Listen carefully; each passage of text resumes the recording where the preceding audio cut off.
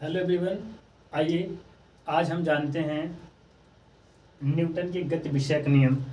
Newton के गति विषयक नियम क्या हैं, इन्हें किस प्रकार से लिखा जाता है और किस प्रकार से पढ़ा जाता है, व इनका उपयोग कहाँ कहाँ किया जा सकता है, और इससे संबंधित जो एग्जाम्पल हैं वो भी आपको दिए जाएंगे।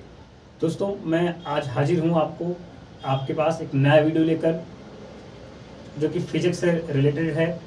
अक्सर एग्जाम में पूछा जाता है, ये 2 से 4 नंबर में पूछे जाने वाला प्रश्न है। यदि कोई क्वेश्चन हो आपका तो आप कमेंट बॉक्स में पूछ सकते हैं। आइए हम अपने वीडियो पर चलते हैं। कह रहा है आईएमपी, न्यूटन के गति विषयक नियम। कह रहा है न्यूटन के जो गति विषयक नियम है वो 3 नियम है। यानी न्यूटन ने जो गति का नियम दिया था वो 3 नियम दिया था। ठीक है ना? कितना नियम दिया था? 3 नियम दिया था। उन तीनों नियमों को ही बताने के लिए हम आपके सामने प्रस्तुत हुए हैं। देखिए क्या है। प्रथम नियम जो है आपका, कह रहा है यदि कोई वस्तु विरामावस्था में है, यदि कोई वस्तु विरामावस्था में है तो वह विरामावस्था में ही रहेगा। यदि कोई वस्तु गति अवस्था में है तो गति की अवस्था में रहेगा, जब तक कि उस पर कोई बाह्य बल कार्य न करे। यानी कहने का मतलब, फिर से सुनिए आप, कह रहा जब कोई वस्तु विराम अवस्था में है, ठीक है, विराम अवस्था में अथवा गति की अवस्था में है, यानी मतलब यदि कोई वस्तु विराम अवस्था में है तो वह विराम अवस्था में ही रहेगी, यदि गति की अवस्था में है तो वह गति की अवस्था में रहेगी, जब तक कि उस पर कोई बाह्य बल ना लगाया जाए या आरोपित हो। अतः इसे नियम के गति का या अतः इसे न्यूटन के गति का पहला नियम कहते हैं। आप एग्जाम्पल में देख सकते हैं। कह रहा है यदि कोई पुस्तक, नंबर 1 है, यदि कोई पुस्तक मेज पर रखी है तो वह तब तक उसी अवस्था में रहेगी, बनी रहेगी, जब तक उस पर कोई बाह्य बल या कोई बल लगाकर उसे वहां से हटा ना दे। यानी कहने का मतलब, मान लीजिए आपके पास ये व्हाइट बोर्ड है, ये दीवार में लगाया गया है। ये अगर विरामावस्था में है तो विरामावस्था में रहेगा, जब तक कि कोई इसे अपने स्थान से हटा ना दे, तब तक ये किस अवस्था में रहेगा? विराम अवस्था में। अगर मान लीजिए पंखा है, पंखा चल रहा है, वो तब तक गति अवस्था में रहेगा जब तक कि उस पर कोई बाह्य बल ना कार्य करेगा। अर्थात जब तक आप उस बटन को जाकर बंद नहीं करेंगे तब तक वो आपका पंखा डाउन नहीं होगा, बंद नहीं होगा। तो कहने का मतलब, यदि कोई पुस्तक मेज पर रखी है तो वह उसी अवस्था में बनी रहेगी जब तक कि उस पर कोई बाह्य बल या कोई बल लगाकर उसे वहां से हटा ना दे। तो दूसरा एग्जाम्पल कह रहा है, जब जमीन पर किसी गेंद को किसी वेग से लुढ़का दिया जाए तो वह कुछ दूरी पर चलकर रुक जाती है।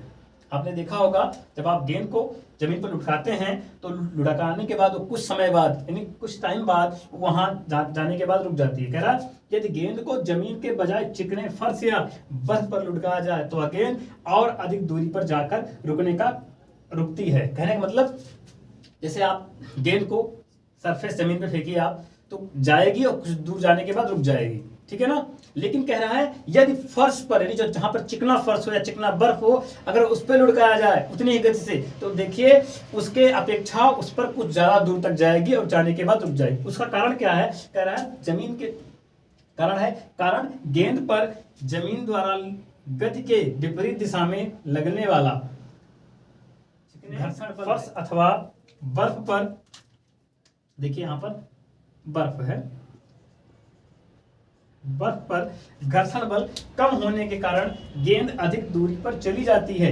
यदि फर्श अथवा बर्फ पूर्णतः चिकने होने तथा वायु प्रतिरोध अनुपस्थित होने के कारण गेंद सदैव उसी चाल से सरल रेखा में चलती रहेगी। कहने का मतलब, यदि वायु का जो प्रतिरोध है वो अनुपस्थित हो या अनुपस्थित होने के कारण ना हो, अनुपस्थित मतलब ना होना, तो गेंद क्या करेगी? सदैव उसी चाल से उसी सरल रेखा में चलती रहेगी। इसे ही गति के प्रथम नियम का उदाहरण कहते हैं। हमने आपको एक उदाहरण ये दिया और एक ये दिया और एक हमने आपको पंखा वाला दिया। तो कहने का मतलब, आप इनमें से कोई एक एग्जाम्पल लिख लेंगे तभी आप परीक्षा में अच्छे अंक प्राप्त कर सकते हैं। इसी प्रकार हम आपको पढ़ाएंगे न्यूटन के गति का दूसरा नियम। आइए हम देखते हैं न्यूटन के गति का दूसरा नियम। देखिए दूसरा नियम क्या है? किसी वस्तु पर बल लगाने से उसकी गति में परिवर्तन होता है। जब कोई, देखिए जैसे मान लीजिए कोई वस्तु है, जैसे मान लीजिए कोई बाइक खड़ी है, अगर उस पर हम क्या लगाते हैं, उस पर अगर हम उस पर बल लगाते हैं तो उसकी गति में जो परिवर्तन होता है, मतलब जो बाइक आगे की ओर बढ़ती है ठीक है, वही गति में परिवर्तन का अर्थ है वस्तु में त्वरण का उत्पन्न होता है। यानी जो परिवर्तन होता है, मतलब जिस वस्तु पर धक्का या बल लगाया जाता है और उस वस्तु में परिवर्तन होता है, गति में परिवर्तन होता है, उसे हमें क्या कहते हैं, उसे हम त्वरण, यानी उसे हम वस्तु में त्वरण का उत्पन्न होना कहते हैं। कह रहा है अतः किसी वस्तु पर बल लगाने से उसमें क्या उत्पन्न होता है, त्वरण, से एक्सेलरेशन कहते हैं। ये दो प्रकार से होता है। कह रहा नंबर एक, कह रहा है a proportional F, equation number first, और a proportional 1/m, equation number 2। दोनों इक्वेशन को क्या करते हैं, हम तुलना कर लेते हैं। यानी समीकरण नंबर 1 व 2 से देखिए ए कॉमन है, a proportional F into 1/m हो जाएगा, इससे मल्टीप्लाई होगा तो ए प्रपोर्शनल एफ/m हो जाएगा। ध्यान से देखिए, एफ को इधर लाएंगे तो एफ प्रपोर्शनल, ये इधर देखिए, इधर भाग में था, उधर गया तो किस में हो गया, गुणे में हो गया, या एफ इक्वल टू के एम में। यहाँ पर जो के दिया गया है, देखिए ध्यान से, यहाँ पर जो के दिया गया है, जहाँ पे एक समानुपाती क्या है, नियतांक है, जहाँ पर के स्मॉल के इज इक्वल टू समानुपातिक क्या है, जहाँ के एक समानुपातिक नियतांक है। अतः यह इज इक्वल टू, अब देखिए ये हट गया तो यह इज इक्वल टू क्या होता है हमारे पास, एम में, यानी इक्वेशन नंबर 3 कह रहा है अतः यह इज इक्वल टू 1 रखने पर, एम इज इक्वल टू 1 रखने पर, तथा ए इज इक्वल टू 1 रखने पर, और के को के इज इक्वल टू 1 रखने पर जो हमारा समीकरण बनता है, अतः समीकरण नंबर 3 से एफ इज इक्वल टू, जब सबका मान 1 रखेंगे तो सब एकांक हो जाएगा, तो F is equal to M में क्या हो जाएगा, F is equal to M में। यही हमारा क्या है, यही हमारा द्वितीय नियम है, इसको हम क्या बोलते हैं, बल बराबर द्रव्यमान गुणे त्वरण। इसे हम क्या बोलते हैं, बल बराबर द्रव्यमान गुणे त्वरण, या इसे बोलते हैं F is equal to M में। तो दोस्तों हमें पता है कि आपको ये समझ में आया होगा द्वितीय नियम। आप चाहे तो एक बार फिर से पढ़ सकते हैं।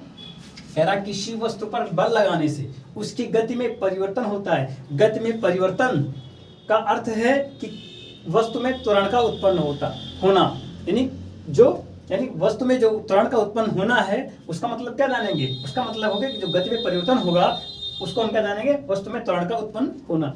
तो उसमें क्या करेंगे, अतः किसी वस्तु पर बल लगाने से उसमें त्वरण उत्पन्न होता है, सॉरी उसमें त्वरण उत्पन्न होता है, a proportional F, equation number first, और ए प्रपोर्शनल 1/m जो इसके क्या होता है, उल्टे होता है, द्रव्यमान के क्या होता है, व्युत्क्रमानुपाती होता है, इक्वेशन नंबर 2। दोनों इक्वेशन का क्या करते हैं, हम तुलना कर लेते हैं।